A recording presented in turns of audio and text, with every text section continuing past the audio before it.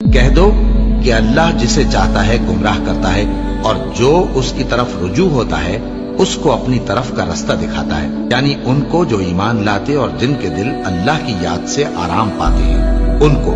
اور سن رکھو کہ اللہ کی یاد سے ہی دل آرام پاتے ہیں۔ جو لوگ ایمان لائے اور عمل نیک کیے ان کے لیے خوشحالی اور عمدہ ٹھکانہ ہے۔ اور اگر شیطان کی طرف سے تمہارے دل میں کسی طرح کا وسوسہ پیدا ہو تو اللہ سے پناہ مانگو، بے شک وہ سننے والا ہے، سب کچھ جاننے والا ہے۔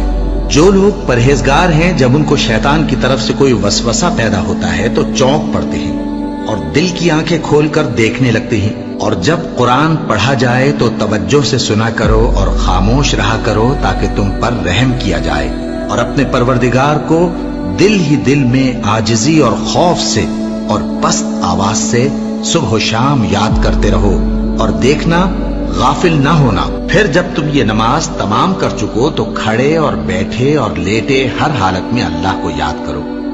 پھر جب تم مطمئن ہو جاؤ تو پورے آداب کے ساتھ نماز پڑھو۔ بے شک نماز کا مومنوں پر اوقات مقررہ میں ادا کرنا فرض ہے۔ مسلمانوں، نجات نہ تو تمہاری آرزوؤں پر ہے اور نہ اہل کتاب کی آرزوؤں پر۔ جو شخص برائی کرے گا اسے اسی طرح کا بدلہ دیا جائے گا، اور وہ اللہ کے سوا نہ کسی کو حمایتی پائے گا اور نہ مددگار۔ اور جو کوئی رحمان کی یاد سے آنکھیں بند کر لے یعنی تغافل کرے، ہم اس پر ایک شیطان مقرر کر دیتے ہیں تو وہ اس کا ساتھی ہو جاتا ہے، اور یہ شیطان ان کو رستے سے روکتے رہتے ہیں اور وہ سمجھتے ہیں کہ وہ سیدھے رستے پر ہیں، یہاں تک کہ جب وہ ہمارے پاس آئے گا تو اس شیطان سے کہے گا کہ کاش مجھ میں اور تجھ میں مشرق و مغرب کا فاصلہ ہوتا، تو برا ساتھی ہے۔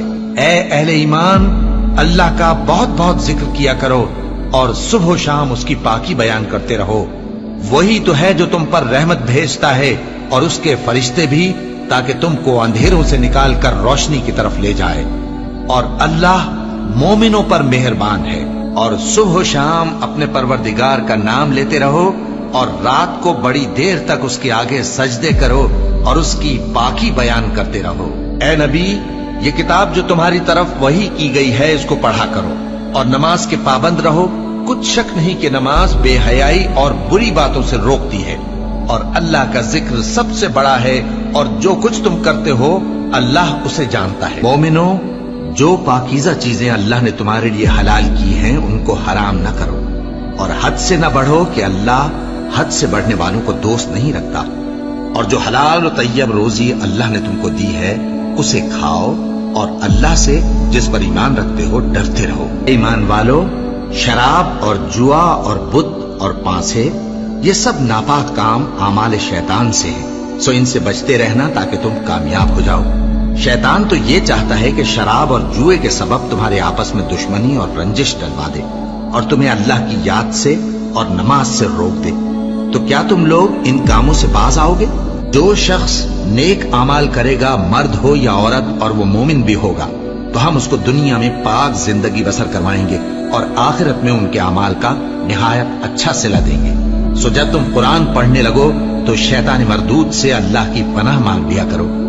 حقیقت یہ ہے کہ جو مومن ہیں اور اپنے پروردگار پر بھروسہ رکھتے ہیں ان پر اس کا کچھ زور نہیں چلتا، اس کا زور انہی لوگوں پر چلتا ہے جو اس کو رفیق بناتے ہیں اور اس کے وسوسے کے سبب اللہ کے ساتھ شریک مقرر کرتے ہیں۔ سو تم مجھے یاد کیا کرو، میں تمہیں یاد کیا کروں گا، اور میرا احسان مانتے رہنا اور میری ناشکری نہ کرنا۔